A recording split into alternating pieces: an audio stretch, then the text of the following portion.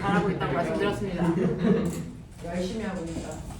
주변에는 그냥 공부하는 친구들에 비해서 이렇게 입시하는 친구들은 옆에 보면 공부를 더 하고 있는 게 분명히 맞죠.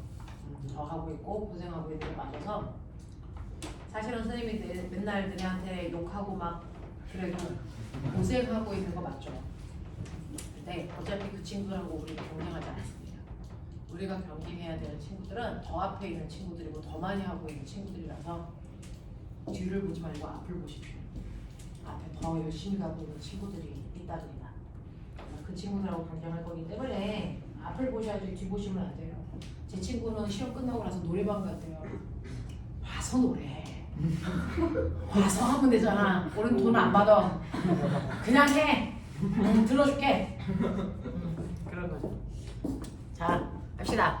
여러분들 기본적으로 파동이라는 거에 대한 개념 잡고 가십니다. 됐죠? 자, 파동이 뭐였어요? 라고 하면 이 부분은 2명을 위한 수업을 하고 있는 거죠. 근데 나머지 사람들이 만약에 처음 듣는 것과 같다. 그래서 뒤질랜드야. 자, 파동이 뭡니까? 됐습니까? 네. 한 지점. 그 파동이 일어난 지점을 우리가 뭐라 그러니? 파원. 파원에서 생긴 뭐가? 네, 진동이요. 파원에서 생긴 진동. 진동은 떨림이죠. 진동이 뭐하는 현상? 뭐하는 현상? 퍼져 나가는 현상. 됐어. 파원에서 생긴 진동이 됐어. 퍼져나가는 현상이 파동입니다. 매질을 통해서 퍼져나가는 경우도 있지만 전자기파는 매질 없이 퍼져나가요. 됐죠? 네. 그래서 파원에서 생긴 진동이 옆으로 퍼져나가는 현상을 우리가 파동이라고 한다. 자, 이 중에서 핵심 단어는 뭐냐? 퍼져나가야 된다. 퍼져나가지 않으면 진동이다. 퍼져나가야만 파동이라고 부른다. 맞죠? 자, 이러한 파동은요, 한 지점에서 생긴 진동이 퍼져나갈 때 대부분의 우리가 알고 있는 파동의 예가 있어요. 뭐 있습니까? 소리, 그 다음에 물결, 그 다음에 뭐? 지진, 그 다음에 빛과 같은 것들이 파동의 형태로 옆으로 퍼져나가고 있습니다. 그 중에서 소리라고 하는 걸 퍼져나갈 때 반드시 소리는 어떤 물질의 도움을 받고 퍼져나갑니다. 파동이 전달되는 걸 도와주는 물질들을 우리가 멋진 말로 뭐라 그럽니까? 매질. 소리의 매질은 뭐였고요? 공기였고요. 물결의 매질은 물이고요. 지진의 매질은 땅이고요. 빛은 매질이 별도로 필요 없어요. 있어도 전달되고 없을 때도 전달되는 유일한 파동입니다. 자, 이러한 파동들을 여러분들이 알고 계신데 그 중에서 중학교 때 거론된 파동은 뭐가 있습니까? 거론된 파동은 뭐가 있습니까? 라고 하면 중학교 교과과정에서 거론된 건 소리하고 그 다음에 물결하고 지진하고 빛이 다 나옵니다. 됐죠? 네. 지진은 지구 내부 구조하면서 P파와 S파 한 적이 있고요. 그 다음에 물결이라는 건 파면의 간격으로 깊은 물, 얕은 물 구분할 때 썼었어요. 됐죠? 우리가 다 배웠었어요, 사실. 됐죠? 그래서 얘네들은 여러분들이 눈에 익혀둬야 되는 파동의 대표적인 예입니다. 자, 그러면 이러한 파동을 우리가 편의상 다양한 형태로 파동을 뭐 할 수 있다? 분류할 수 있다? 기억나야죠? 파동을 분류할 때 분류하는 기준에 따라서 그래서 아이들이 분류할 때 들어가는 항목들이 다르겠죠. 파동을 분류할 때 첫 번째 파동을 분류하는 기준 세 가지 중에 첫 번째가 뭐였어? 그렇죠. 매질이 반드시 필요하니 안 하니 라고 하는 매질의 유무에 따라 나누면 여러분들이 보시는 것처럼 앞에 있는 세 개는 매질이 있어야만 전달됩니다. 만약에 매질이 없으면 전달되지 않습니다. 됐죠? 이렇게 반드시 매질이 있을 때만 전달되는 애들을 우리는 뭐라고 표현하냐면 이거를 옛날 말로는 탄성파, 요즘 말로는 역학적파라고 한다. 하지만 빛과 같은 아이들은 매질이 없을 때도 전달된다. 매질이 없을 때도 전달되는 아이들은 탄성파가 아니기 때문에 뭐라고 한다? 아닐 빛자 써서 비탄성파라고 하고 이 비탄성파의 형태로 전달되는 게 바로 빛과 같은 뭐다? 전자기파라서 그냥 전자기파라고 요즘은 부른다. 됐죠? 자, 그런가 하면 이러한 파동을 분류할 때 중학교 기준으로 얘기를 하면 됐죠? 실제로 파동이 옆으로 퍼져 나가는 것처럼 보이는 건 사실은 매질을 들었다 놨다 하는 에너지가 옆으로 갑니다. 됐어? 자, 그래서 에너지가 사실은 파워 내에서 옆으로 이렇게 가고 있는 중이죠. 자, 근데 여기에 있는 매질은 실제로 앞으로 가니 안 가니? 안 갑니다. 그 자리에서 단지 뭐만 한다고요? 진동만 해요. 근데 그 매질이라고 하는 공기, 물이 됐어? 진동하는 방향이 에너지가 가는 방향과 어떠냐라고 하는 방향으로 나눕니다. 기억납니까? 그래서 여러분들이 기억해야 되는 거 에너지의 진행 방향과 매질의 뭐였습니까? 진동 방향이었죠. 자, 요거 사이에 어떤 관계를 가지고 있느냐에 따라 나눌 수가 있었는데 그 중에서 어떤 방향으로 두 개가 이루어집니까? 수직. 네, 이게 바로 수직한 방향으로 간다면 에너지는 오른쪽으로 진행하고 있는데 매질은 위아래로 떨려. 그렇다면 떨리는 방향하고 에너지가 진행하는 방향이 90도를 이루고 있겠죠. 됐어? 이걸 우리는 뭐라 그럽니까? 횡파라고 하고요. 또요. 네, 에너지가 진행하는 방향으로 매질이 떨립니다. 됐어? 네, 이걸 우리가 나란한 방향이라는 용어로 설명하니까 그 용어를 입에 입히셔야 돼요. 됐죠? 나란한 방향으로 진동하는 아이들을 우리가 뭐라 그럽니까? 이걸 종파라고 합니다. 됐죠? 자, 이런 식으로 여러분들이 보시는 것처럼 횡파와 종파로 나눌 수 있는데 이 중에서 횡파의 형태를 띠고 있는 파동은 세 가지가 있었어요. 뭐였죠? 그렇죠. 지진파 중에서 피파와 그 다음에 뭐가 있습니까? 우리가 소리로 듣는 음파와 소리 중에서 들을 수 없는 음파 뭐가 있습니까? 초음파가 있었습니다. 이 세 가지만 종파의 형태를 띠고요. 그걸 뺀 나머지는 무조건 다 횡파의 형태를 띈다. 이렇게 외우시면 된다 그랬어요. 그러니까 우리가 알고 있는 빛 같은 거, 물결 같은 거, 지진파 중에 S파 같은 거 이런 것들이 바로 횡파의 형태를 띠는데요. 여러분들 지진파에 대한 얘기 잠깐만 하죠. 지진이 발생했을 때 땅을 흔들리는 걸 우리가 지진파라고 합니다. 자, 지진파에는 크게 두 가지가 있다. 피라 선생님이 하셨을 거예요. 종파와 횡파 말고요.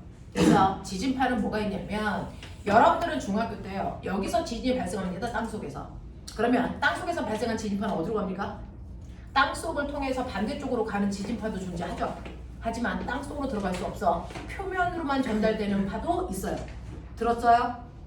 피라쌤한테 하셨습니까? 네. 그래서 이렇게 표면으로만 전달되는 아이를 우리가 뭐라 그럽니까? 표면파. 이걸 러브파의 약자 뭐라고 씁니까? 엘파라고 하는 거죠. 대표적인 예가 엘파입니다. 자, 그런가 하면 지구 내부를 통과하는 아이들. 됐어? 이걸 내부파라고 하죠. 여기에 뭐가 있었던 거예요? P파와 S파가 있었고요. 여러분들은 중학교 1학년 때요. 지구 내부 구조를 지진파를 통해서 확인하고자 했기 때문에 내부파만 이용했다. 표면파는 쓰지 않았다. 이 얘기입니다. 됐죠? 자, 그랬을 때 P파라는 것과 L파라는 거의 이름은 어떻게 붙여줬냐면 사실은 여러분 생각해보세요. 에너지가 전달되는데 에너지가 진행하는 방향으로 진동할 때와 에너지가 진행하는 방향과 수직한 방향으로 진동할 때 됐어. 같은 지점에서 지진이 발생했어. 여기까지 와야 돼. A에서 지진이 발생해서 B까지 올 때요. 나란한 방향으로 진동하면서 오는 애가 빨리 올까요? 아니면 수직한 방향으로 진동하면서 올 때가 더 빠를까요? 당연합니다. 됐어. 그래서 B라고 하는 관측지에 도착을 하는데 가장 먼저 1등으로 도착하는 건 종파의 형태로 오는 거겠죠. 그래서 1등이다 라는 뜻으로 뭐라 그럽니까? 프리머리 웨이브. 그래서 P파가 된 거예요. 됐어. 자, 그리고 나서 횡파의 형태로 오는 아이는 2등 했어요. 2등을 영어로 뭐라 합니까? 세컨더리 웨이브. 그래서 무슨 파가 된 겁니까? S파가 된 겁니다. 알겠습니까? 이렇게 이름이 붙여진 거거든요. 1등이야, 2등이야. 알겠어? 그러니까 당연히 P파가 종파일 수밖에 없죠. 무슨 말인지 알겠어? 먼저 도착했으니까. 그랬을 때 P파에 의해서 땅이 흔들리는 정도 이렇게 흔들리죠. 그리고 나서 뭐가 옵니까?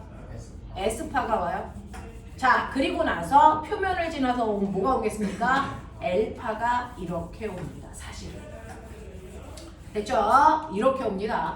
그래서 여기가 P파가 도착했던 시간, 여기가 S파가 도착하는 시간. 중학교 1학년 때는 여기는 안 배운 거죠. 고등학교 올라가면 여기도 배웁니다. 그래서 여기가 바로 L파가 도착한 시간이고요. 실제로 건물들을 무너뜨리는 건 L파에 의해서 무너집니다. 알겠습니까? 진폭이 제일 크기 때문에 에너지가 제일 커요.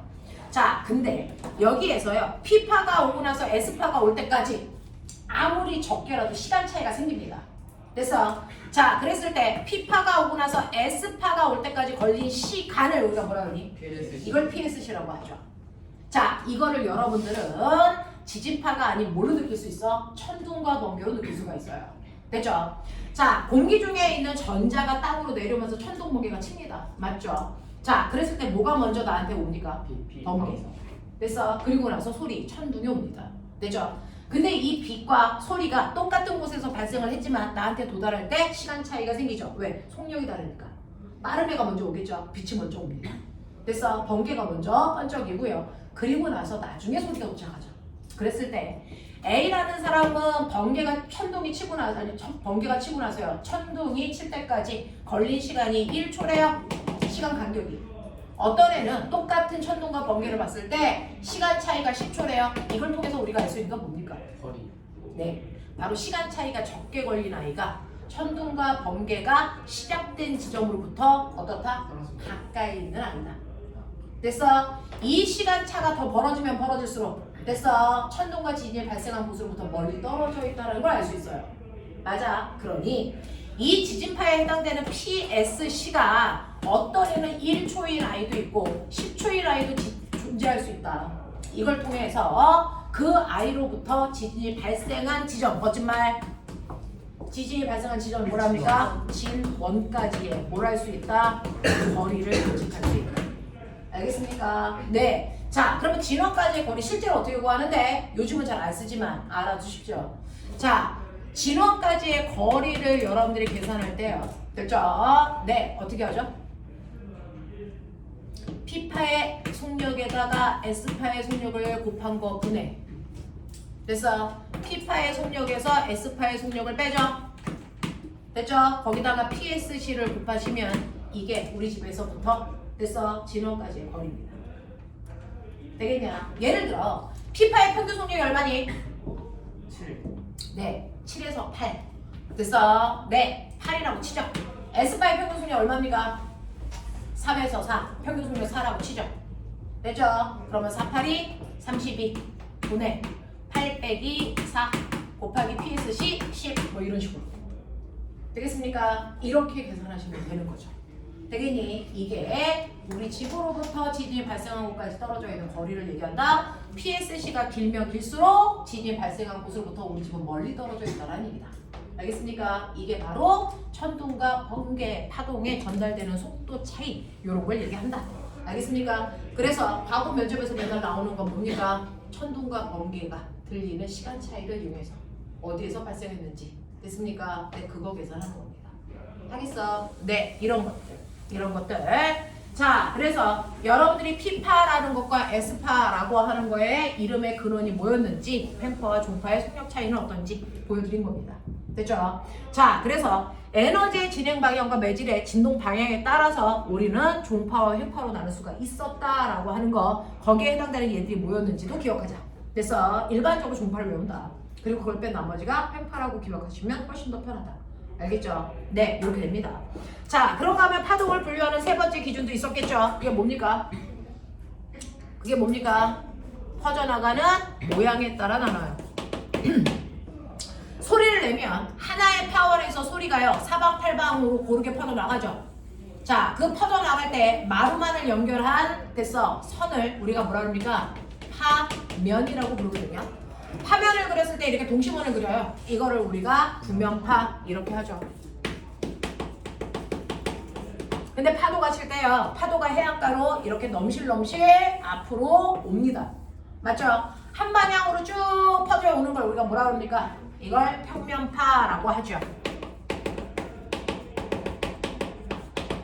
되겠냐? 네, 그래서 여러분들 지금 선생님을 사방팔방에서 다 볼 수 있는 건 선생님 몸에서 반사된 빛이 구면파의 형태로 퍼져나가고 있기 때문에 어디에서도 선생님을 볼 수 있다 라는 얘기입니다. 되겠죠? 자, 이런 식으로 파동이라고 하는 건 이렇게 세 가지의 기준으로 우리가 나눌 수가 있었고요.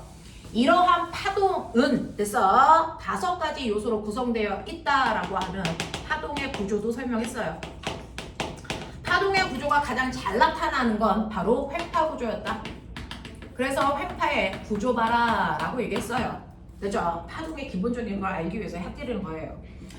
지점 파월에서 진동이 오른쪽으로 진행해 나간다고요. 그랬을 때 여기에 있는 매질이 횡파기 때문에 수직하게 진동하는데 그걸 시간에 따라 모습을 보여드리면 올라갔다 내려갔다 올라갔다 내려갔다가 반복되는 게 횡파겠죠. 자, 그랬을 때 가장 매질이 위로 올라갔을 때 이 지점을 우리가 뭐라고 그런다? 마루라고 부르기로 했고 여기를 뭐라고 부릅니까? 골. 그래서 마루와 골이 반복되는 위상을 갖는다 라고 표현했습니다. 이게 바로 횡파예요.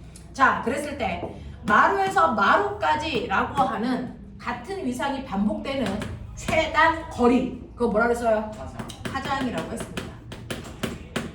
그래서 파장은 남다라고 표현하고요. 마루에서 마루까지의 최단 거리이기 때문에 그래서 단위는 8m야 이런 식으로 미터 단위로 계산합니다. 되겠어? 그래서 파장이라는 건 같은 위상이 반복되는 최단 거리를 얘기한다. 가장 짧은 거리. 되겠습니까? 거리입니다. 거리.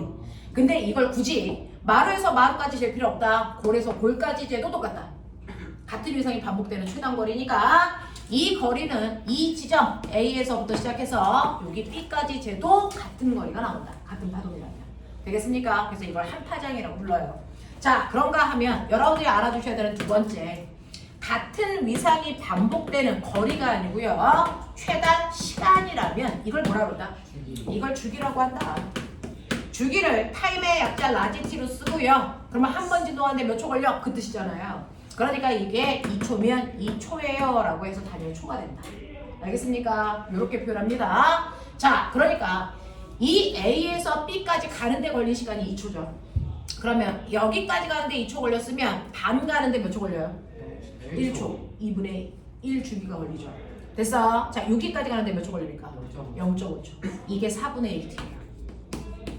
그 4분의 1t가 반복되는 구조를 가지고 있습니다. 됐어? 네, 이렇게 된다. 시간이 일정하게 흘러간다 라고 하는 거죠. 그래서 주기는 한 번 진동하는데 걸리는 시간의 개념이라면 거꾸로 1초라는 시간 동안에 몇 번 진동했어? 진동한 횟수의 개념도 있었죠. 그게 뭡니까? 네, 이게 바로 진동수다. 진동수는 프리퀀시의 약자 F 쓰고요. 그러면 1초라는 시간 동안에 자, 꼬맹아, 얘는 한 번 진동하는데 2초 걸렸어. 그러면 1초라는 시간 동안에 몇 번 진동해? 0.5. 네, 그래서 주기를 역수하면 진동수가 나옵니다. 됐죠? 그래서 얘는 2분의 1, 단위가 뭘까요? 헤르츠. 이렇게 됐다. 됐어? 그래서 헤르츠라는 건 진동수를 얘기하는데요. 여러분들 가끔 가다가 역학 문제 풀 때 1초에 60헤르츠를 찍는 타점 기록계 이렇게 나와요. 됐어? 그게 바로 진동수였어요. 그러면 얘가 진동수라면 이 아이 하나 찍을 때 요거 시간 간격이 몇 초 걸린다는 얘기니?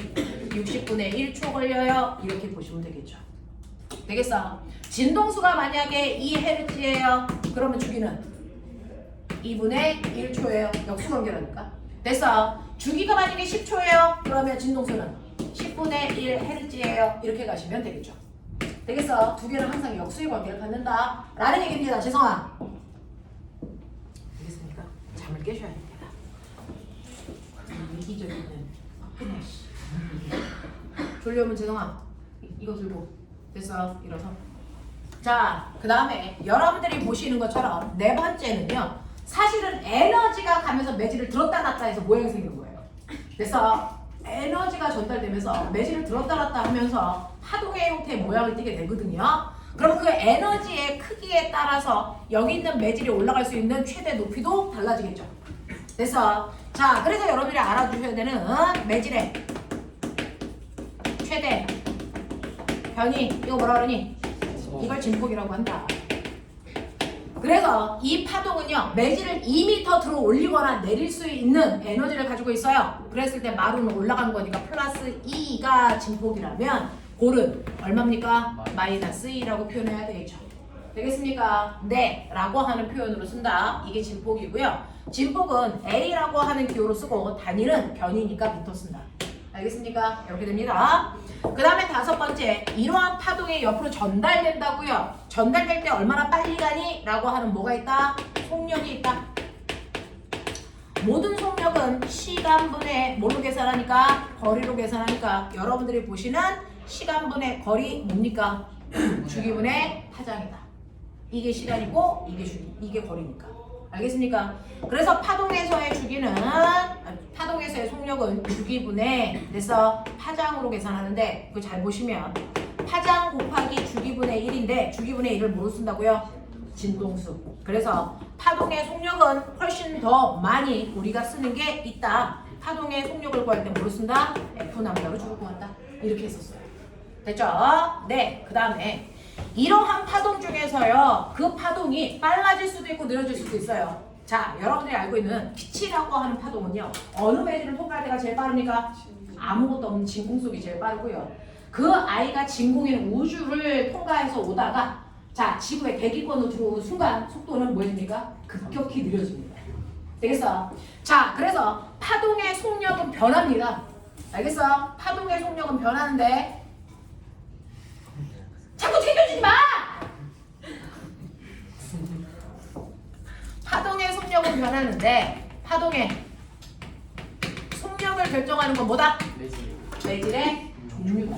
그래서 파동의 속력을 결정하는 건 그 파동이 진동수가 크냐 작냐가 아니고 그 파동이 어떤 매질을 통과해 오냐라고 하는 매질의 상태와 뭐라고 얘기하는 게 맞아요? 성질이라고 얘기하는 게 맞다. 이게 입에 붙어야죠.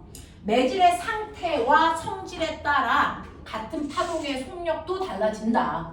됐습니까? 자, 그러니 여러분들이 알고 있는 이 소리라는 파동은 어떤 상태의 매질을 통과할 때가 제일 빨랐다? 그렇죠. 고체 매질을 통과할 때가 액체나 기체를 통과할 때보다 더 빨랐다. 또 같은 기체라도 어떤 기체일 때 속력이 더 빨랐다? 그렇죠. 그래서 소리는 고온의 기체를 통과할 때가 저온의 기체를 통과할 때보다 더 빠르잖아요. 그러니까 파동의 속력을 결정하는 건 매질의 상태와 성질이라고요. 알겠습니까? 이렇게 얘기하셔야 돼요. 문답할 때. 자, 그렇다면 같은 공기라도 온도에 따라서 됐어. 소리는 다른 공기다라고 인지합니다. 됐어. 그러면 온도에 따라서 전달되는 속력 계산할 수도 있죠. V는 이거 음속입니다. 불러 331 더하기 0.6T라고 해서 이 T가 바로 공기의 온도, 기온입니다. 그 기온 중에 상온이라는 온도의 대표적인 15도를 넣고 계산 얼마 나오니? 340. 네, 그게 우리가 알고 있는 평균 음속이죠. 그래서 이렇게 계산하고요. 자, 여름철은 기온의 온도가 15도보다 높아질 거 아니야? 음속의 전달 속도가 훨씬 더 빨라집니다. 알겠어? 그래서 우리 B과 친구들은 저번 시간에 선생님 기주공명 장치에서 됐어? 네, 소리의 속력을 계산하기 위해서 그 실험실에 온도도 측정했었어요. 그래서 그 실험실의 온도가 27도였거든요. 그래서 네, 그거 가지고 이 공기의 속력이 얼마일 텐데 그래서 속력은 F 남다잖아. 속력이 340이어야 되는데 자, 여러분들이 알고 있는 기주공명장치라고 하는 소리를 내는 그 장치 있죠? 그죠? 그거 뭐죠? 소리 다 되면 소리 나는 거? 걔 이름 뭐죠? 종이라고 안 하자니 명성하나. 소리국세. 오. 짱이다. 자, 그 소리국세마다 진동수가 정해져 있거든요. 이게 1000Hz라고 치자. 그러면 걔는 파장이 얼마여야 되니? 얼마여야 돼요? 0.34m여야 되죠. 그러니까 기주 공명 장치에서 소리가 웅 하고 크게 났다가 그 다음에 웅 하고 크게 날 때 그래서 네, 걔는 반파장 간격으로 소리가 크게 들리거든요. 되겠어? 그러니까 대략 17cm 간격으로 큰 소리가 났었어야 돼요. 됐니? 그걸 체크하는 실험을 우리가 동영상으로 한번 봤단 말이죠. 되겠어? 그런 것들. 자, 이런 식으로요. 소리라고 하는 아이가 이런 상태에서의 전달되는 속도가 다르구나. 그리고 같은 공기라도 됐어. 그 공기의 온도에 따라 전달되는 속도가 달랐단 말이죠. 자, 그런가 하면 여러분들 알아요. 소리는 매질이 필요하기 때문에 매질이 빽빽할수록 전달되는 속도가 다른 거죠. 근데 소리와 정반대일 때는 누구요? 빛이요. 빛은 어떤 매질을 통과할 때가 제일 빨라요? 진공. 네, 아무것도 없는 진공 속을 통과할 때가 제일 빠르고요. 그 다음 기체, 액체, 고체로 사이에 어떤 물질이 껴들어가면 전달되는 속도가 느려지는 경향성을 띱니다. 됐죠? 그 중에서 빛의 속력을 빠르게 하는 매질을 우리가 소한 매질, 빛이 전달되는 속력이 느린 매질을 우리가 이란 매질, 됐어? 거기에 있는 입자가 빽빽하게 밀집되어 있다. 그래서 이란 매질 이렇게 얘기하더라. 그 중에서 빛의 속력이 제일 빠른 진공 속에서의 빛의 속력만을 우리는 뭐라고 부른다? 광속이라고 부르고, 이때 속력을 표현할 때만 C라고 쓴다. 다른 속력은 다 V라고 쓰는데. 알겠어? 그리고 빛은 광속일 때, 진공을 통과하고 있을 때 그 I의 진동수가 얼마이든 상관없이 항상 광속은 뭐하다? 불변한다? 일정합니다. 그러니까 예를 들어 광속의 속력이 100이라고 치자. 됐어? 그러면 진동수가 1이래요. 그러면 속력은 V는 F 남다였으니까 진동수가 1일 때는 광속일 때는 무조건 파장의 길이 얼마 나온다? 100 나온다는 얘기야. 됐어? 네, 광속인데 진동수가 10이야. 그럼 얘는 파장의 길이가 반드시 얼마? 10. 됐어? 광속인데 진동수가 100이야. 그럼 파장의 길이가 얼마나 얘기야? 1. 그래서 항상 속력은 100으로 일정해요. 이게 광속 불변의 법칙이에요. 알겠습니까? 네. 그러니 거꾸로 얘기하면 진동수가 커질수록 파장은 뭐해진다? 짧아진다. 그래서 둘이 무슨 관계다? 역수관계다. 됐어? 그래서 F는 항상 남다분의 C로 쓸 수 있다. 알겠습니까? 네. 이렇게 여러분들 표현해 드렸거든요. 머릿속에 두시면 되고요. 그 다음에 세 번째요. 여러분들이 파도가 쳐요. 물결이 일어나죠. 그 물결이라는 거에 속력도 계산할 수 있어요. 파도의 속력. 파도의 속력은 뭐에 의해 결정되냐면, 네, 얘는 매질은 아니죠. 어차피 액체 상태의 물질에 의해서만 전달됩니다. 상태는 액체야. 자, 근데 그 아이의 파도의 속력을 결정하는 건 물속의 깊이 수심이다. 깊은 물을 통과할 때 파도의 속력이 얕은 물을 통과할 때보다 빠를 수밖에 없다. 왜? 바닷가의 마찰 때문이다. 알겠습니까? 그러면 어차피 속력은 V는 F 남다인데 파도가요. 여러분들이 보시는 것처럼 여기가 물 위. 됐어? 그리고 물 속에 됐어? 수심 이렇게 되어 있다고 치자. 그럼 파도가 깊은 곳을 통과해오니까 넘실넘실 빨리 옵니다. 그랬다가 얕아지니까 속력이 느려지겠죠. 자, 근데 속력은 F 남다인데 변하는 것과 변하지 않는 게 있다. 오늘 끌고 갈 게 이거라서 여기를 해드리는 거예요. 자, 파도의 속력이 줄어들어야 되는데 그러면 속력이 감소할 때요. 주는 건 뭐다? 파장의 길이만 변합니다. 진동수는 파동에 됐어 고유한 성질이기 때문에 절대로 바뀌지 않습니다. 속력이 빨라지던 느려지던 진동수는 변하지 않고 일정하고요. 파장의 길이만 속력에 따라서 비례해서 변하는 겁니다. 그래서 속력이 빨라진다면 파장의 길이가 길어지는 거고요. 속력이 느려지면 파장의 길이가 짧아집니다. 그러니 깊은 쪽에서는 파도의 속력이 빨라지니까 한 번 넘실거릴 때 1초 만에 많이 가요. 됐어? 그럼 한 파장이 길겠죠? 그럼 마루와 마루 사이의 간격이 뭐하겠니? 넓어요.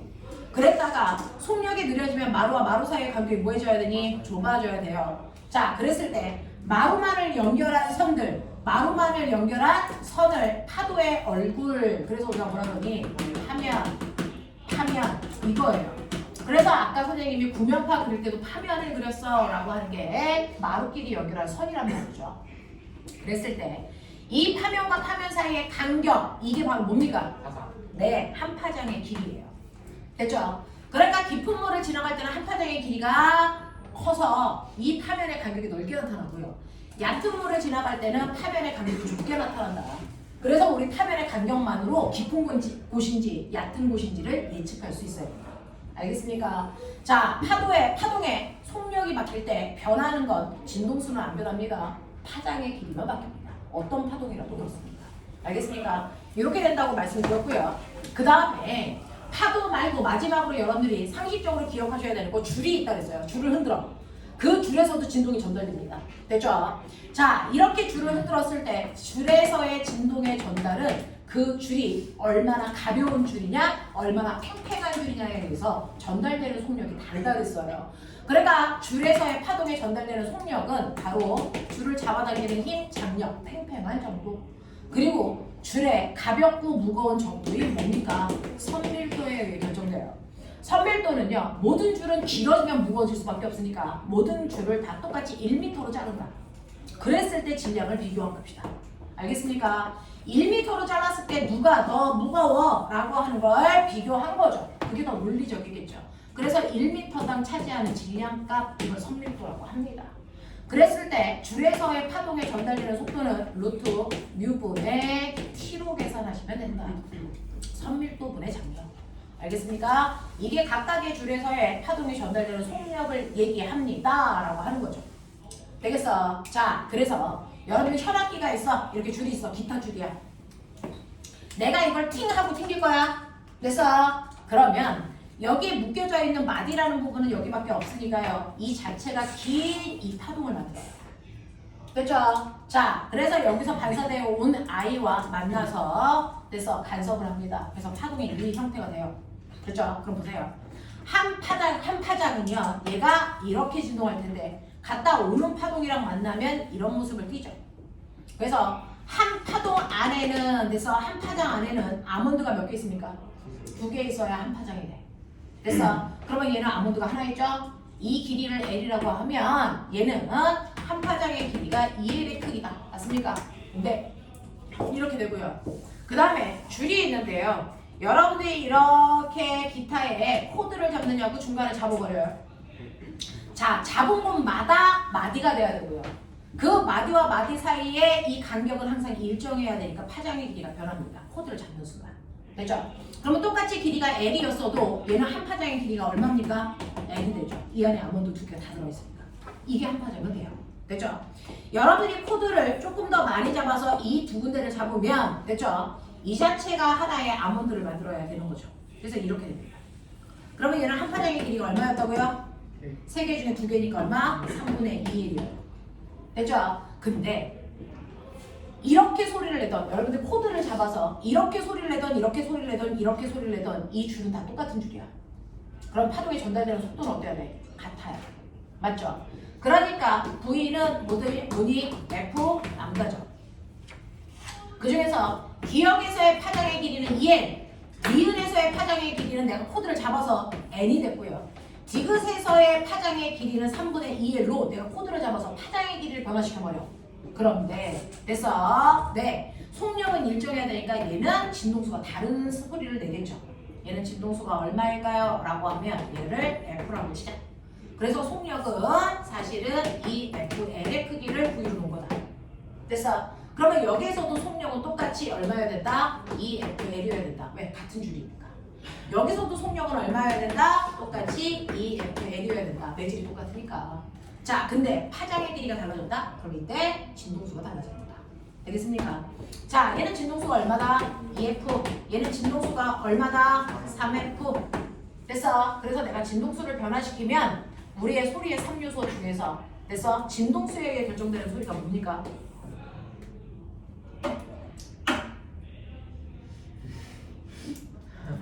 채연, 소리의 3요소를 얘기해봐라. 채연아, 소리의 3요소. 우리가 하나의 목소리라고 얘기할 때 이 소리를 만드는 소리의 3요소가 있었죠? 뭐냐? 그렇죠. 세기, 높이, 맵시가 하나의 목소리를 만들어요. 됐어. 세기라고 하는 건 소리의 크기를 얘기합니다. 됐죠? 이 소리의 크기를 만들어내는 것, 파동의 5요소 중에 뭡니까? 진폭입니다.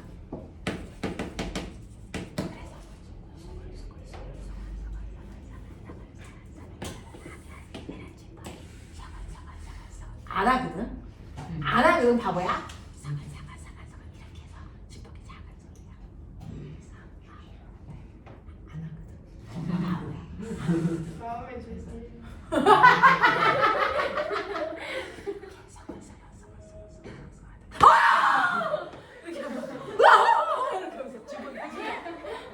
진폭이 소리 크기라고! 알아서! 이런 얘기. 적응을 해, 이 새끼야. 그래서 소리의 세기는 진폭에 의해 결정된다. 됐죠? 네. 그래서 목소리가 커지면 진폭이 커지는구나. 이런 얘기죠. 됐어? 자, 근데 소리의 높낮이요. 기본도 한 옥타브 위에도 또 한 옥타브 위에도 라고 하는 소리의 높이는 진동수가 만들어내요. 그래서 기본도의 진동수를 F라고 하면 한 옥타브 위의 소리는 무조건 2배 되는 진동수를 만들어야 되거든요. 그래서 EF가 한 옥타브 위에도 또 한 옥타브 위에도는 여기에 또 2배. 그래서 4F의 진동수를 가지면 됩니다. 되겠어? 그래서 기역, 니은, 디귿 중에서요. 기역과 니은은 한 옥타브 위의 소리에 관계를 갖습니다. 왜? 얘 진동수는 F고 얘는 EF니까. 알겠어? 그렇다고 해서 니은과 디귿이 한 옥타브 위의 소리는 아닙니다. 니은의 한 옥타브 위의 소리는 4F여야죠. 3F니까 한 옥타브 위의 소리가 아니라는 거죠. 알겠어? 이런 것들을 판단할 수 있어야 된다. 그래서 우리가 코드를 잡는 건 파장의 길이를 변화시키고 같은 물체이기 때문에 전달되는 속력이 같기 때문에 따라서 진동수가 바뀐다. 됐어? 이게 바로 악기의 원리다. 알겠습니까? 네, 이렇게 됐다 라고 하는 거 기억을 해두시면 됩니다. 됐죠? 자, 그래서 악기 같은 경우에는 매질이 똑같은데 속력이 달라야 되기 때문에, 아니 매질이 같아서 속력이 같아야 되기 때문에 파장의 길이가 달라지면 진동수가 바뀌지만, 일반적으로 우리가 알고 있는 파동에 전달되는 속력이 바뀌는 건 매질의 종류가 달라져서 속력이 바뀐다. 알겠어? 속력이 바뀔 때, 매질의 종류가 딱 달라져서 속력이 바뀔 때는 진동수는 바뀌지 않고 파장의 길이만 바뀌는 거야. 알겠습니까? 납득하시겠어요? 네, 이렇게 된다 라고 하는 거 기억을 좀 해봐 두시면 되겠죠. 자, 그래서 파동의 속력은 매질에 따라 결정된다. 그 매질의 상태와 성질이다. 알겠어? 자, 이렇게 해서 여러분들이 파동에 대한 기본적인 구성도 보셨단 말이죠. 자, 이러한 파동에는 뭐가 있습니까? 파동에는 성질이 있었죠. 파동의 성질이 있었습니다. 여러분들이 지금 파동의 구조를 봤어요. 파동의 구조에는 파장, 주기, 진동수, 진폭, 속력, 이게 파동의 구조고요. 파동의 성질은 네 가지가 있습니다. 자, 어떤 책에서는 5가지예요 라고 얘기하는데 그렇게 봐도 됩니다. 자, 그럼 파동의 성질. 파동의 성질 중에서 빛과 같은 애들은요, 다른 매질을 만나기 전까지는 꽃장 가려는 파동에 뭐가 있다? 직진성이 있고, 이렇게 빛이 꽃장 가려고 하기 때문에 여기에 다른 물질을 만나면 빛이 반대쪽으로 전달되지 않아 그림자지는 현상이 생긴다. 됐죠? 그래서 빛의 직진성 때문에 그림자가 생기는 거고, 이게 하늘에 떠있는 천체에서 그림자를 만들면 그것 때문에 뒤에 있는 아이가 보이지 않는 식현상이 생긴다. 알겠습니까? 그래서 일식과 월식이라는 바로 이 식현상이 빛이 직진하고 있다는 대표적인 예다. 자, 그럼 꼬맹아, 일식은 누가 누구를 가리는 거니? 달이 태양을 가리기 때문에 천체 순서 태, 달, 지. 그래서 여기 태양에서 빛을 이렇게 내고 있는데, 지구에 있는 관찰자가 이렇게 봤을 때 내 눈앞을 달이 가리기 때문에 태양이 안 보이는 현상이죠. 그래서 태달지의 순서가 되면 달 때문에 태양이 먹히는 일식이라는 현상이 생긴다 라고 얘기했어요. 이때 달의 위상은 뭐였다? 뭐였다? 삭이다.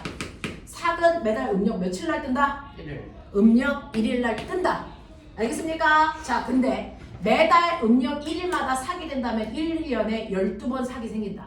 맞죠? 하지만 일식이 1년에 12번 생기지 않는다. 이유가 뭐였다? 백도와 황도. 네. 달이 정확하게 태양을 가리려면 달과 태양의 높이가 같아야 되는데, 달이 움직이는 백도와 태양이 움직이는 황도라는 그 길이 사실은 기울어져 있기 때문에 높이가 다르다. 그래서 지구, 달, 태양 같은 높이여야 달이 태양을 가리는데, 만약에 태양이 위로 올라오면 순서는 태, 달, 지지만 우리는 태양이 그냥 보인다. 무슨 말인지 알겠지? 됐습니까? 그래서 이런 식으로 매달 음력 1일마다 일식이 생기지 않는 이유는 태양이 지나가는 길, 멋진 말? 황도. 달이 지나가는 길, 멋진 말? 백도가 몇 도? 5도. 황도와 백도가 몇 도 기울어져 있기 때문입니까? 5도 기울어져 있기 때문에 높낮이가 달라서 매달 생기지 않는다는 얘기다. 알겠죠? 자, 일식 말고 무슨 식도 있다? 월식도 있죠.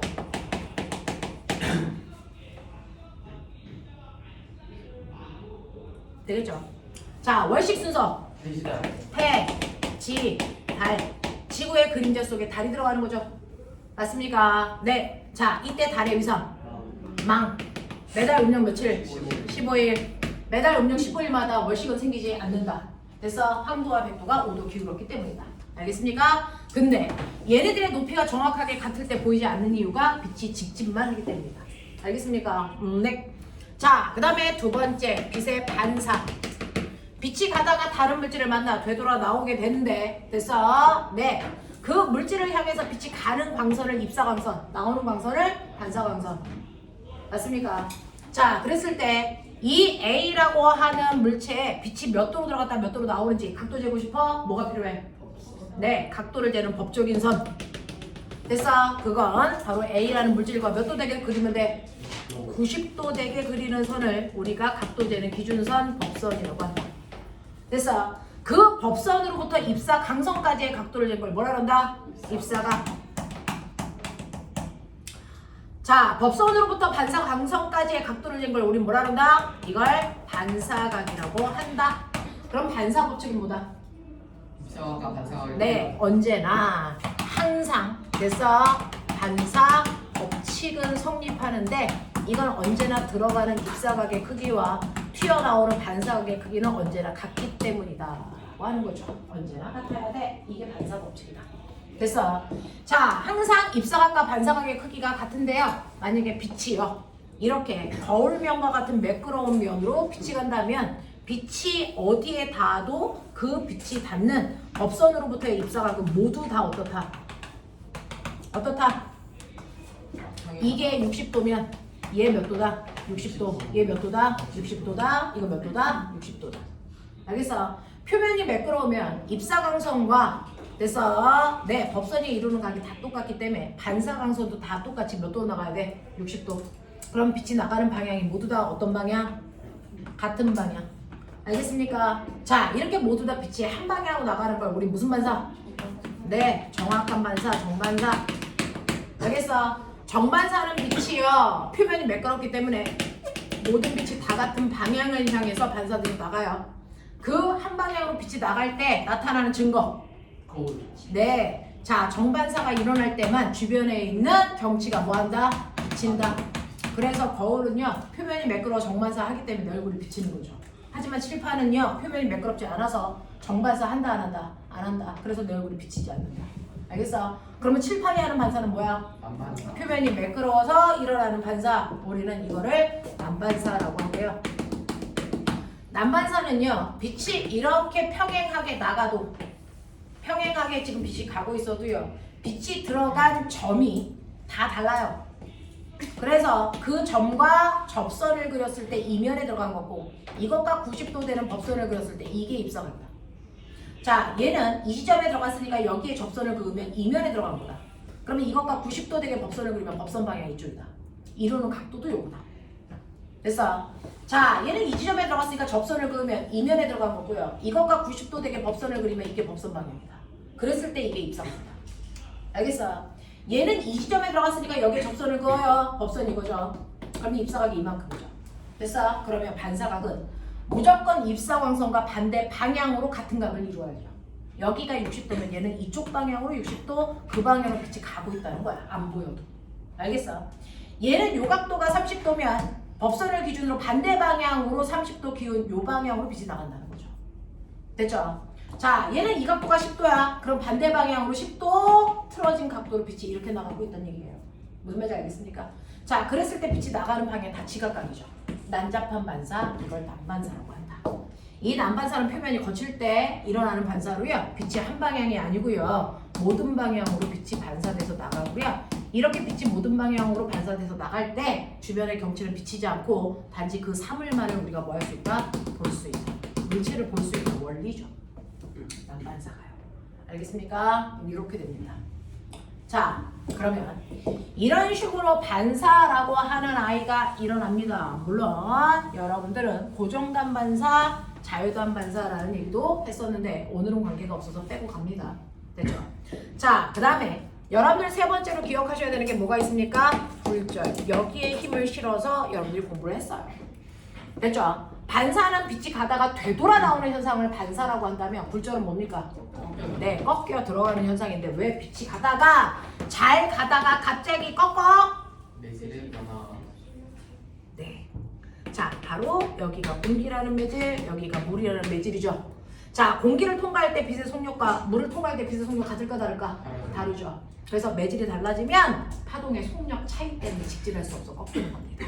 됐어. 그래서 굴절하는 이유는 매질에 따라 속력이 달라서 됐어. 꺾여 들어가는 현상이 생겨요.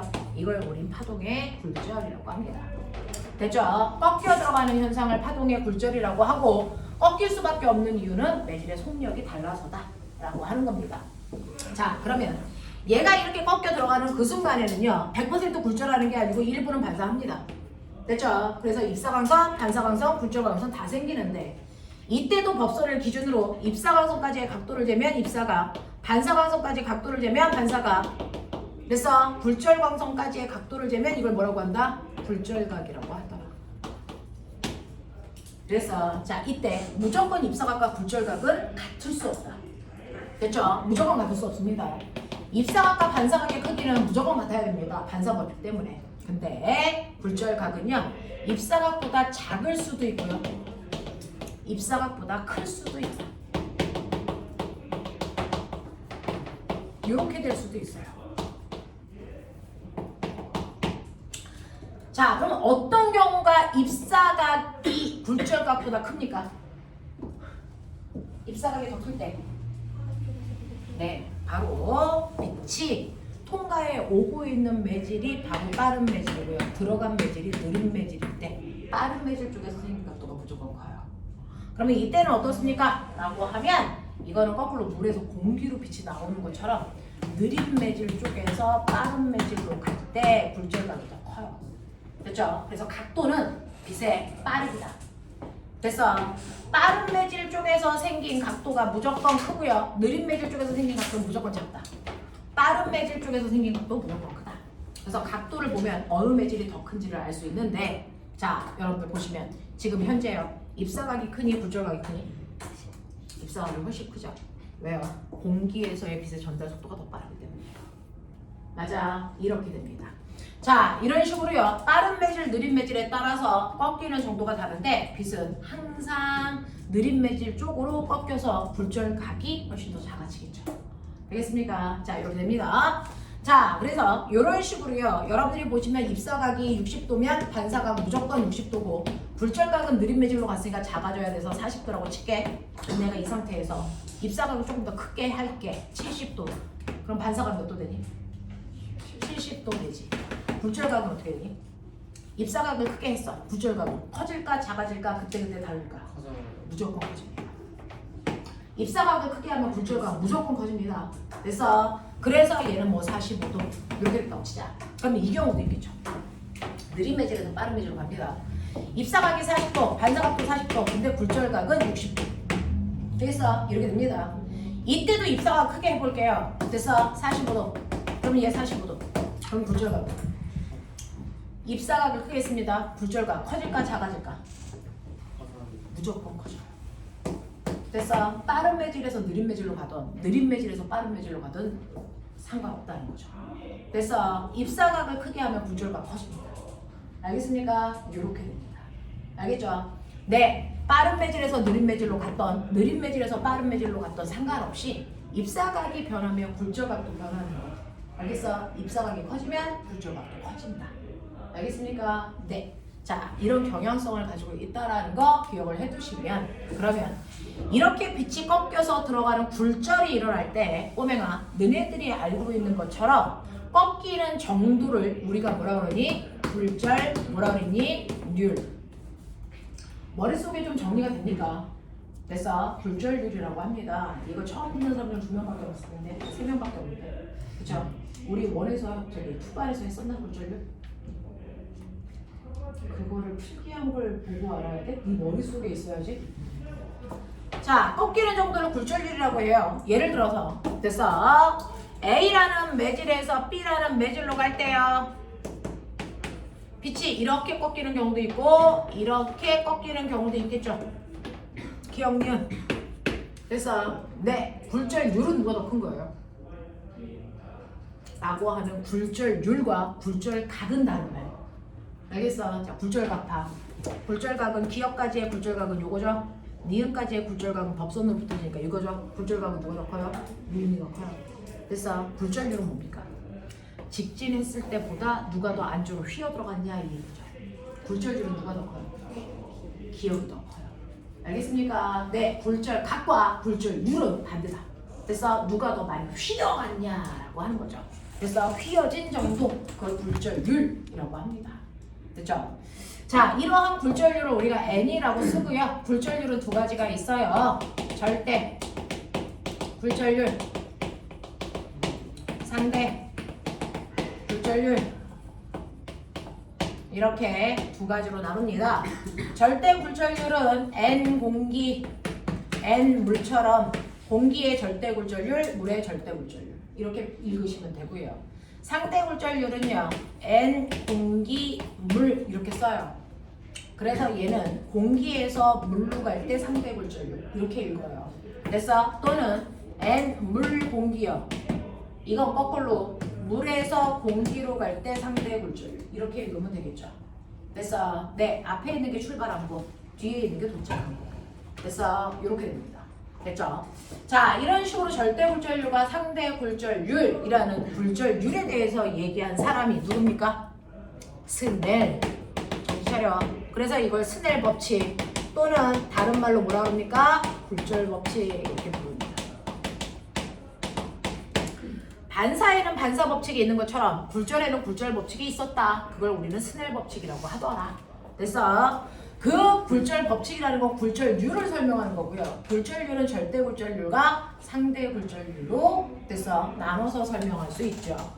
예를 들어 여러분들이 가지고 있는 저 그림은요. 됐어? 공기 중에서 물속으로 갈 때 빛이 꺾이는 걸 나타낸 그림이라서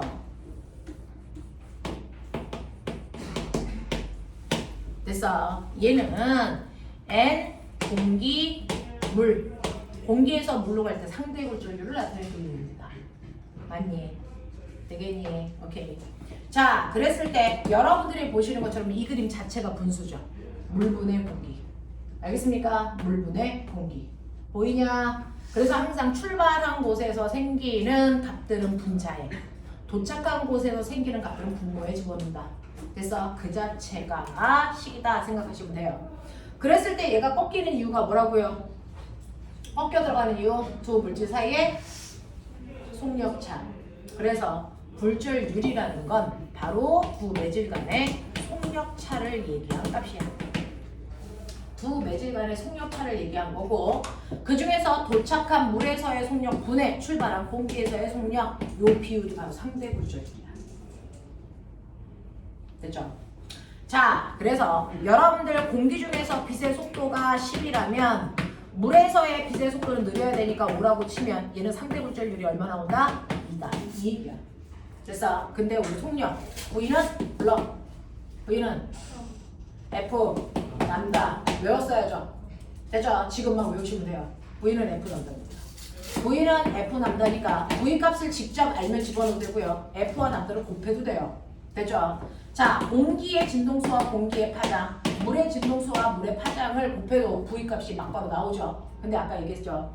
하나의 파동이 됐어. 공기 중에서 진동해서 물속으로 진행해 갈 때 됐어. 속력은 달라집니다. V 값은 변하는데 절대로 변하지 말아야 하는 거고 진동수는 똑같아요. 얘가 10이면 얘도 10입니다. 됐어. 그래서 이 값은 똑같고요. 속력에 따라 변하는 건 뭐만 바뀐다? 파장 길이만 바뀐다. 알겠죠? 그러니 이게 약분된다고요. 같으니까. 되겠어? 자, 그래서 상대 굴절률은요. 사실은 두 군데에서의 파장의 길이 비율로 구해도 된다. 무관하다. 비율이니까. 알겠습니까? 네, 이렇게 됩니다. 그래서 남다 물분의 남다 공기 이렇게 해도 된다. 이게 상대 굴절률이에요. 또 이 굴절되는 정도 그게 바로 각으로 나타내고요. 이 각도의 크기가 전달되는 속도를 나타냅니다. 그러니 자, 공기 중에서의 각도와 물에서의 각도의 비율로 상대 굴절률을 나타낼 수 있는데 이거는 각도라서 값으로 바꾸기 위해서 앞에 사인 값을 넣었었던 것뿐이다. 알겠습니까? 네, 이렇게 되고요. 절대 굴절률이라는 거 여러분들 그 절대 굴절률만 분모 분자의 위치가 달라진다라고 생각하면 돼요. 그래서 여기가 공기의 절대 굴절률분의 물의 절대 굴절률로 요 순서만 바뀌었다. 알겠어? 네, 이렇게 간다 라고 하는 거 기억을 좀 해봐 두시면 되겠죠?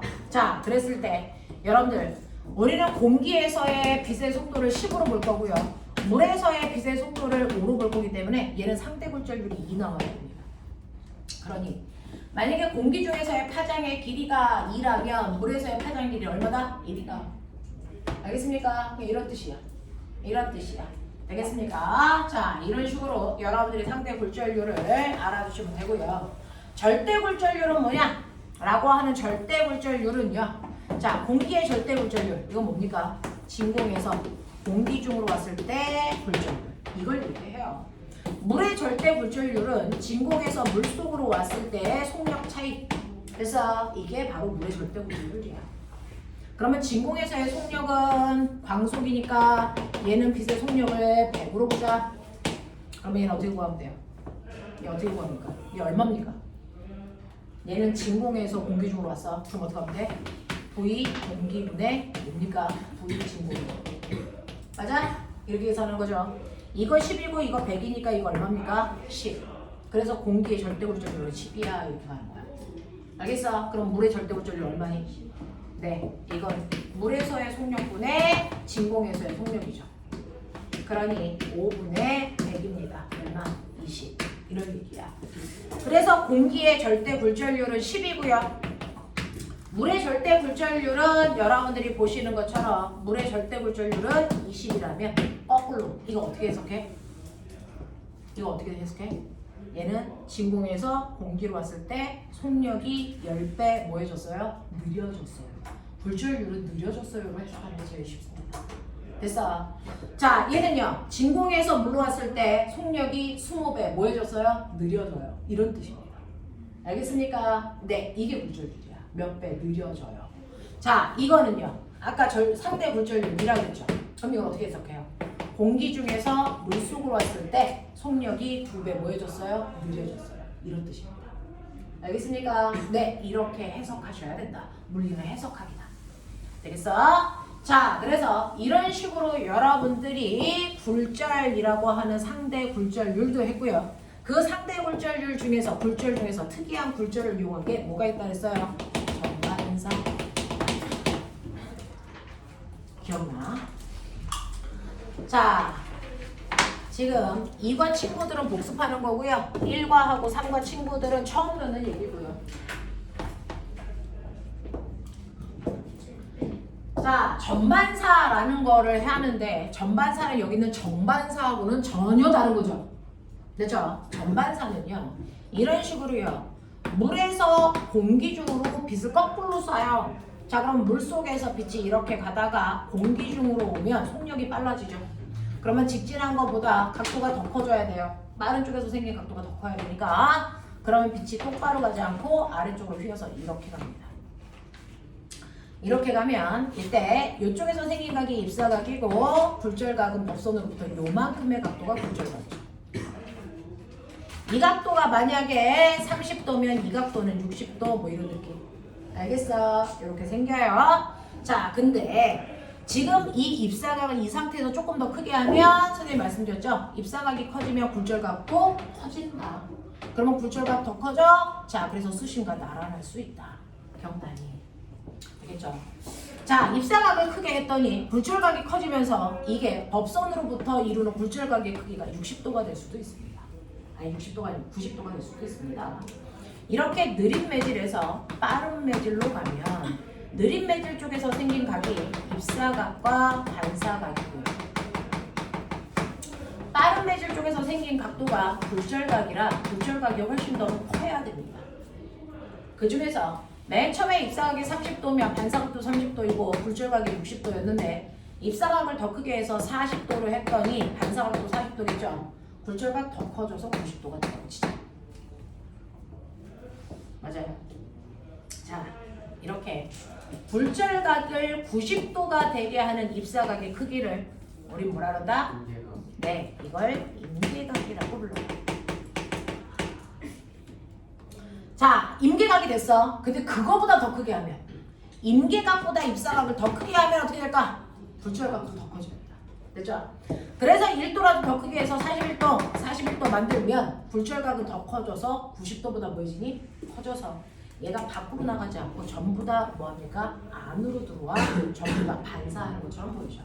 자, 이렇게 전부 다 반사하는 것처럼 보이는 현상이 생긴다. 이게 전반사다. 이 전반사는 굴절에 의해서 나타나는 현상이다. 반사가 아니다. 알겠습니까? 네. 자, 그래서 임계각보다 입사각을 더 크게 했을 때 전부 다 반사하는 것처럼 보이는 전반사 현상이 일어난다. 그러면 이때 이 굴절각은 몇 도라고요? 굴절각은 몇 도예요? 이거요. 93? 그렇게 안 되죠. 얘가 안으로 들어오는 순간 반사광선에 굴절광선이 가서 붙는다. 그래서 굴절광선이 반사각이랑 똑같이 몇 도 된다? 41도. 됐어? 이렇게 된다. 그래서 빛이 한 방향으로만 반사해서 나간다. 밖으로 나가는 거 하나도 없다. 이게 바로 전반사다. 됐죠? 이 전반사를 이용한 게 바로 광섬유라고 하는 광통신을 하는 그 물질이다. 그 광통신을 하는 물질은요, 안에 있는 물질을 뭐라 그랬어? 코어. 밖에 있는 걸 뭐라 그래? 클래딩.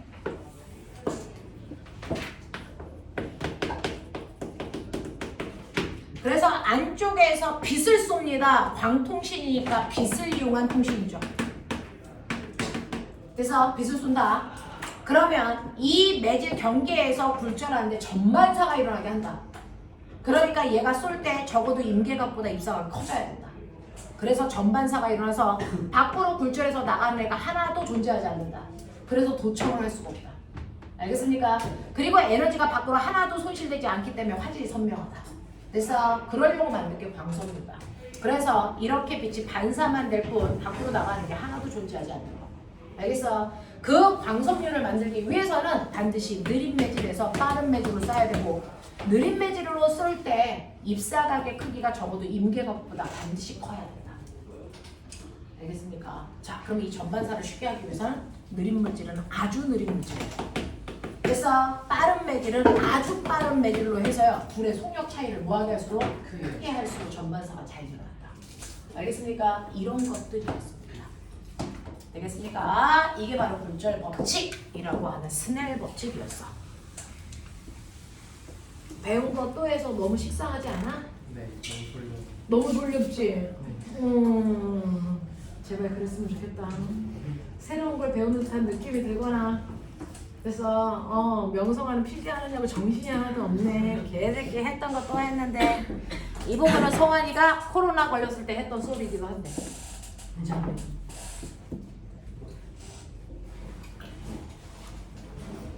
성환아, 현장 수업하고 영상 수업하고 뭐가 낫니? 과질. 어? 과질 때문에. 아니, 수업하는 분위기. 당연히. 받아들이는 정도. 당연히 현장이 받아들이는 정도도 다르니? 그 제가 질문하고 싶은 거다 대답하는 것도. 너는 학원에 와서 질문하지 마.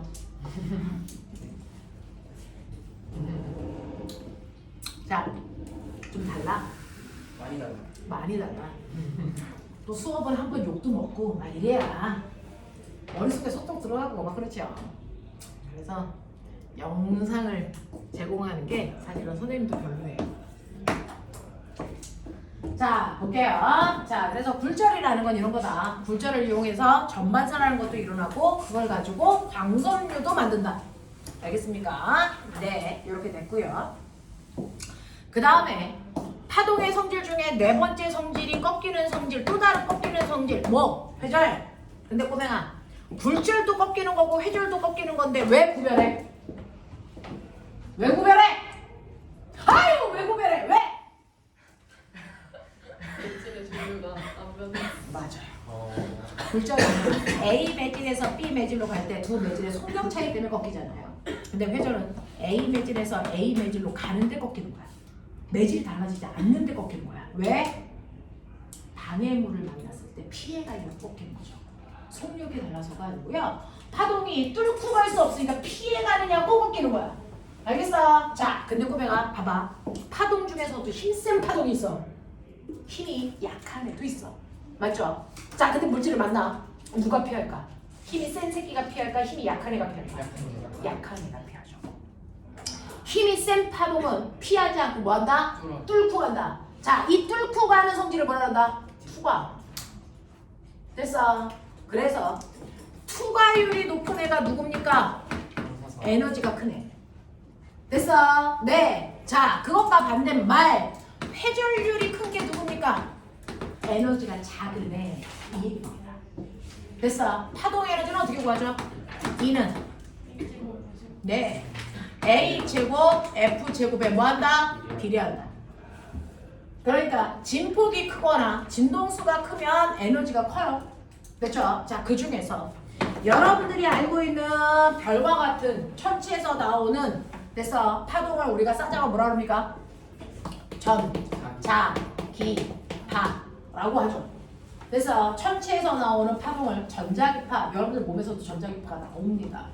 그 전자기파의 모든 영역이 다 나오는 게 하늘에 떠있는 별이라는 거죠.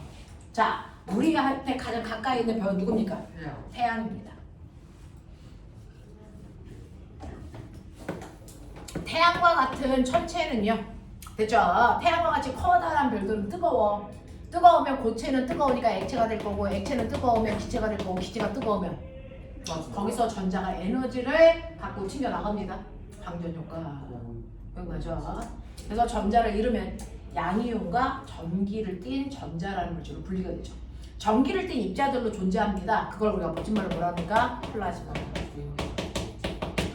이렇게 태양 같은 별은요, 플라즈마 형태의 물질들을 가지고 있는데, 태양에서요 계속 드드드드드 뭐가 일어나니? 폭발. 그러면 폭발에 의해서 내부와 밀어내는 힘이 생겨.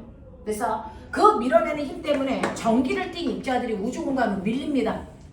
전기를 띤 입자들이 밀리면서 그 주변에 뭘 만드니? 전기장.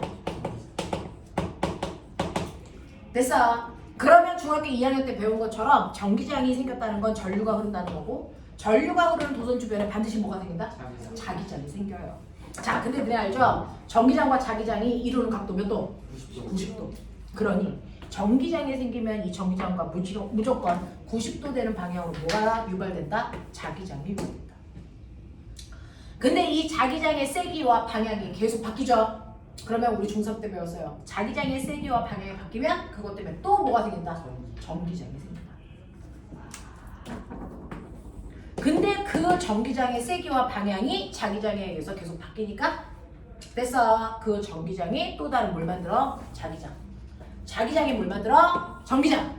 전기장이 뭘 만들어? 자기장. 이걸 끊임없이 서로 유발시키면서 전달된다. 됐어. 그래서 전기장과 자기장이 서로 유발시켜 파동의 형태로 전달된다. 줄여서 뭐라고 한다고요? 전자기파라고 한다고요. 알겠어? 전기장과 자기장이 파동의 형태로 전달되는 걸 전자기파라고 한다. 알겠습니까? 그 전자기파의 형태로 전달되는 모든 아이들을 그냥 전자기파라고 부르는 건데, 이 전자기파의 형태로 전달되는 아이들 중에 에너지의 크기에 따라 인간들이 인위적으로 찢어 나눴다. 경단이 전자기파의 형태 중에 에너지가 가장 큰 애들을 우린 싸잡아 뭐라고 했다? 방사선이라고 한다. 전자기파의 형태 중에 에너지가 중간 사이즈인 아이들을 우리가 인위적으로 뭐라고 부른다? 빛이라고 부르기로 한 거죠. 전자기파의 형태 중에 에너지가 작은 사이즈를 우리는 뭐라고 한다? 전파라고 부른다. 그러니까 전자기파는 얘네들과 합한 이름이다. 알겠어? 네. 그 방사선 중에서도 가장 에너지가 큰 거. 네. 감마선이라는 핵이 터질 때 나오는 거. 됐어? 항암 치료할 때 우리가 쓰는 거. 이것 때문에 사람도 뒤지는 거. 됐어? 얘가 제일 에너지가 커. 알겠어? 그러면 얘는 투과율이 큰 거니 회전율이 클까? 투과율이 크죠. 그래서 핵이 터지면 건물은 다 뚫고 들어오니까 건물 속에 들어가려고 노력할 필요가 없다. 그냥 밖에 있어도 똑같다. 알겠어? 네, 이런 겁니다. 자, 감마선보다는 에너지가 작지만 방사선 영역에 속하는 거 뭐? X선. 됐어. X선이라고 하는 거 엑스레이 촬영할 때도 쓰고요. 저 새끼 팔 부러진 새끼 누구 있잖아. 저요. 네. 찍었어요. 네. 엑스레이 촬영할 때도 쓰고요. 공항에서 수화물 안에 총 들어있나 확인할 때도 쓰고요. 알겠습니까? 자, 그 다음에 빛은 에너지의 크기에 따라 셋으로 나눠요. 빛 중에서 가장 에너지가 큰 거. 자외선을 어디서 차단하냐? 오존층은 어디냐? 성층권 몇 킬로에 있냐?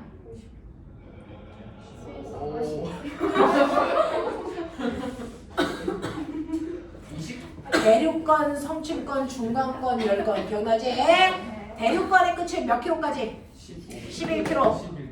됐어. 성층권 끝은 50km. 요 사이 어디가 있겠지? 어디야? 11. 20, 30, 30. 20에서 30 사이에 선택권이 두껍게 존재한다. 됐어? 오존층이 두껍게 존재한다. 됐습니까? 네, 거기 있어요. 자, 오존의 화학식. 어디 있습니까? O3. 되겠죠? 자, 그래서 자외선이 나오고요. 그 다음에 자외선보다 에너지가 조금 작은 빛.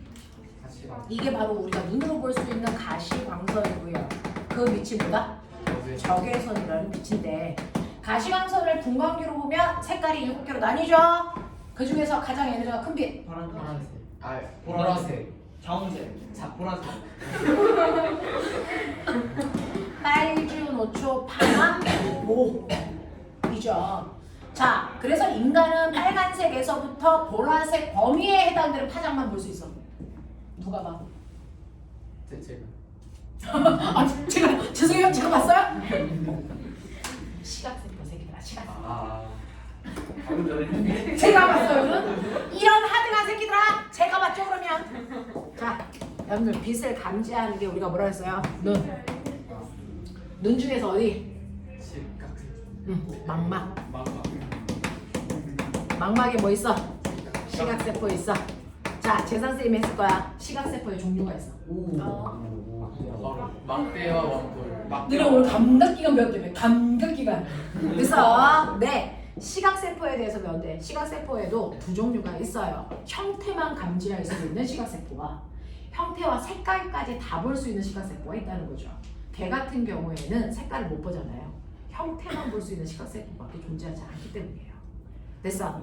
자, 형태만 볼 수 있는 시각세포를 뭐라 합니까? 막대세포. 됐어? 색깔까지 감지할 수 있는 시각세포를 네, 원뿔세포. 왜냐? 이 막대세포를 인간으로 얘기하면 약한 빛에서 흥분해요. 흥분한다는 건 걔네들이 감지한다는 겁니다. 그래서 네, 약한 빛에서 흥분하는 세포들이야. 그래서 너네가 누우려고 방에 불 끄고 누웠어. 그러면 앞에 있는 책상은 보이지만 책상의 색깔은 보이지 않잖아요. 그때는 막대세포만의 영역입니다. 그래서 그래요. 알겠어? 네. 근데 강한 빛을 비춥니다. 강한 빛을 비추면 막대세포는 흥분하지 않고 원뿔세포의 영역입니다. 원뿔세포가 흥분합니다. 그러면서 형태와 색깔까지 보이죠. 지금 이 교실에서는 강한 빛이 나오기 때문에 너네들은 원뿔세포가 흥분하고 있는 중이야. 그래서 색깔을 다 감지합니다. 알겠어? 이거죠. 이 원뿔세포의 색깔을 감지하는 바로 뭐가 존재하는 거야? RGB. 됐어? 네. 레드, 그린, 블루. 한국말로 얘기하면 뭐야? 빨, 초, 파. 됐습니까? 이 얘기입니다. 자, 그러면 이렇게 인간들은요, 빨간색부터 보라색 영역의 파장만을 감지할 수 있어. 그거보다 파장이 더 됐어 길거나 짧으면 볼 수 없어요. 그래서 우리 눈에서 볼 수 있는 시각세포가 딱 흥분하는 영역의 파장을 가지고 있는 게 가시광선 하나밖에 없다는 거죠. 자, 그러면 보라색의 에너지가 제일 크다 그랬으니까 보라색 바깥쪽은요, 전자기파가 와도 우리 눈으로 볼 수 없다는 거죠. 그럼 보라색 바깥쪽에 있는 데서 빛을 우리 뭐라 그러니? 보라색 자자 바깥 외자 써서 자외선 이렇게 얘기한 거야. 됐어? 그러니까 자외선이 눈에 보일까 안 보일까? 안 보여요. 그 자외선은 어디다 씁니까? 살균 소독하는 이마트에 가면은 컵 들어있는 살균기 안에서 자외선 나와요. 근데 자외선이 눈에 보이냐 안 보이냐? 그러니까 얘가 잘 가동하고 있는지 안 가동하고 있는지 우리 느낄 수 있어 없어? 없어. 그러니까 거기다 컵 넣고 이거 소독 되는 거야? 그리고 고기를 쑥 집어넣으면 살균돼서 나오죠. 그래서 근데 의외로 그런 새끼들이 되게 많아. 이거 되고 있는 거야 안 되고 있는 거야? 너무 궁금하잖아. 호기심 천국. 그래서 거기다가 대가리 들이미는 애들이 되게 많아서 사람들한테 이거 잘 되고 있으니까 머리 좀 밀지 마! 그래서 거기에 파란빛 또는 보라색 빛의 가시광선이 같이 나오게 해줍니다. 알겠어? 호기심 천국인 애들이 너무 많아서. 알겠죠? 자, 적외선이라고 하는 아이는 빨간색 바깥쪽에 있는 영역이야.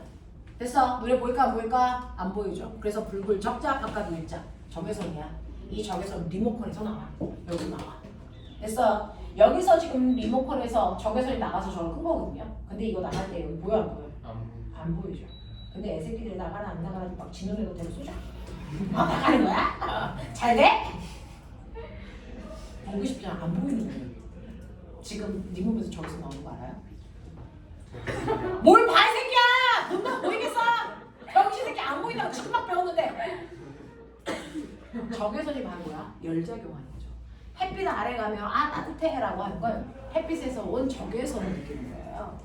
근데 여러분들은 여기서 따뜻한 열기가 나오는 거죠. 30분 적외선이 나가고 있다. 그래서 얘 몸에서 나오는 적외선이 보이고 있니? 아니 하이스테이스만 안 되죠. 그래서 저희 옆에 병원 가 있어요. 알겠어? 근데 적외선 감지 카메라 있는 거 아세요? 네. 그런 거죠. 그래서 적외선을 감지할 수 있는 특수한 카메라를 가지고 있으면 밤에도 그래서 또는 건물 안에 사람이 있나 없나를 열로 체크할 수 있어요. 그래서 네, 그래서 밤에 전쟁할 때 주로 쓰고 다니는 거죠. 왜냐? 그래서 빨간 물체가 막 왔다 갔다 하거나 파란 물체가 막 왔다 갔다 하거나 그런 거 보는 거, 그런 거. 자, 그런 것들. 그게 바로 적외선. 이 세 가지를 우리가 빛이라고 하는 거고요. 전파는요. 전파 중에서 가장 에너지가 큰 거 뭐 있어요? 전자레인지에서 나오는 마이크로웨이브. 그래서 그 다음에 핸드폰 주파수, TV 주파수로 사용하거나 라디오 주파수로 사용하는 얘네들이 나머지 전자기파에 해당되는 거고요. 인간들이 인위적으로 만들어서 쓰는 겁니다. 되겠어요? 그 중에서요. 위쪽으로 갈수록 에너지가 커요. 에너지가 크다는 얘기는 진폭과 진동수가 크다는 얘기죠. 자, 보편적으로 우리가 진동수가 커요. 이렇게 봐요. 진동수가 큽니다. 에너지가 크다는 얘기는 진동수가 크다는 얘기고요. 진동수가 크다는 얘기는 파장이 뭐하다는 얘기일까요? 짧다는 얘기죠. 네, 진동수와 파장은 반비례한다고 조금 전에 했으니까. 알겠어요? 그래서 파장이 짧을수록 에너지는 큰 거다. 진동수가 클수록 에너지도 큰 거다. 알겠습니까? 헷갈리시면 뒤집습니다. 알겠죠? 그럼 꼬맹아 잘 봐. 투과율 파장이 뭐할수록? 작을수록 투과율이 크다. 회전율은 파장이 길수록 회전율이 크다. 맞습니까? 이 얘기입니다. 납득합니까? 회전과 투과를 왜 해야 되는지 필요성을 여러분이 느낀다면 그래서 납득할 수 있겠죠. 그러면 이러한 회전이라고 하는 건 파장의 크기에 따라 다를 수밖에 없구나. 에너지의 크기가 다르니까. 근데 회전율을 결정하는 건 파장의 길이도 있지만 얘가 피해가야 되는 뭐요? 방해물의 틈. 그래서 피해간다는 건 피해갈 수 있는 구멍이 있다는 거잖아요. 틈바구니로 피해가야죠. 알겠어? 자, 이렇게 방해물이 있을 때 방해물과 방해물 사이의 간격. 알겠습니까? 방해물과 방해물 사이의 간격. 이게 중요한 겁니다. 똑같은 파장이 가더라도. 알겠어?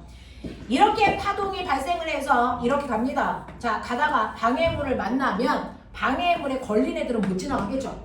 방해물에 걸린 애는 지나갈 수가 없습니다. 대신에 방해물과 방해물 사이를 통과한 I만 전달되겠죠. 근데 이렇게 방해물과 방해물 사이를 전달한 파동은요, 이 방해물 이 자체가 하나의 뭐가 되니? 그 사이가 파원이 됩니다. 그래서 여기에서부터 다시 뭐? 구면파를 형성하면서 이렇게 전달돼요. 알겠습니까? 그래서 원래는 이렇게 방해물이 있을 때 파동은요, 거기를 통과하는 애들만 이렇게 전달해야 정상이지만, 그래서 이 자체가 하나의 파원이 되기 때문에 여기서부터 다시 구면파를 형성하기 때문에 방해물의 뒤쪽에도 파동이 뭐하고 있다? 전달되고 있어요. 이렇게 건너갔어요. 알겠어? 이걸 우리가 회전됐다라고 표현합니다. 됐죠? 그랬을 때 방해물과 방해물 사이의 요 틈바구니의 간격! 이 간격이 됐어. 좁으면 이렇게 회전되겠죠? 넓으면 이 자체가 하나의 됐어. 파원이라고 생각해서 여기서부터 이렇게 큽니다. 됐어? 그랬을 때 꺾인 각도, 회전율 누가 큽니까? 틈이 좁을수록 아니면 넓을수록? 좁을수록 더 많이 꺾입니다. 됐어? 그래서 회전되는 정도는요, 간격은 좁을수록 파장은 길수록 회전이 잘 된다. 이 뜻이었어요. 됐어? 네, 이렇게 됩니다. 그래서 회전이라는 건 바로 이런 거, 방해물을 만났을 때 피해가는 성질입니다. 그러니까 이 코로나 바이러스요, 공기 중에 있어. 저석이가 가져갔잖아. 코로나 바이러스 이렇게 있어. 자, 얘가요, 바이러스를 만나면 우리가 어떤 물체를 볼 때는요, 반드시 그 물체에서 반사된 빛이 내 눈으로 들어가야 내가 여기에 A라는 물체가 있구나라고 하는 걸 볼 수 있어요. 그 물체에서 부딪혀서 튀겨나와야 돼. 그 튀겨나온 빛이 내 눈에 들어가야 돼. 근데 이 빛도 생각을 해. 가다가 조그만 아이 만나면 아, 저거랑 부딪힐까 피해갈까? 아, 피해가야지. 그래서 올 때도 피해가야지. 그래서 내 눈에 와요. 그러면 내 눈에는 이 코로나 바이러스가 보일까 안 보일까? 안 보입니다. 됐어. 그래서 크기가 엄청나게 작은 애들은 내가 눈에 볼 수 없잖아요. 볼 수 없는 이유가 뭡니까? 빛이 다 피해가면서 그렇어요. 회절해서 그렇어요. 됐어? 그러면 우리는 이 코로나 바이러스 절대로 관찰할 수 없네? 어떤 애를 피하는 겁니까? 걔들은. 선생님은 에너지가 작은 애들이 잘 피한다 그랬죠? 왜 잘 피하는 줄 아세요? 자기의 파장의 길이보다 작은 애들은 피해갈 수 있어요. 근데 에너지가 작으면 작을수록 파장은 길잖아요. 그러니까 자기보다 작은 애들이 많단 말이죠. 그러니까 잘 피해다녀. 그 얘기야. 그러면은 이거 안 피하려면 코로나 바이러스보다 파장의 길이가 뭐 하면 돼? 짧으면 돼. 파장의 길이가 짧다는 얘기는 에너지가 큰 새끼를 쏘면 돼. 근데 문제 있어. 코로나 바이러스에 안 피하고 가서 부딪혀서 오려고 하는 그 아이는 파장이 짧은 에너지가 큰 애인데 에너지가 너무 커. 그럼 코로나 바이러스가 부딪히는 순간 뭐해? 그 새끼를 죽여. 산채로 관찰할 수 있다 없다? 없다. 알겠습니까? 이게 딜레마를 푼 거야. 그 딜레마를 해결한 게 뭡니까? 전자연이야. 여기서부터는 잠깐 끌었다 하죠. 아니, 그냥 우리 무대 다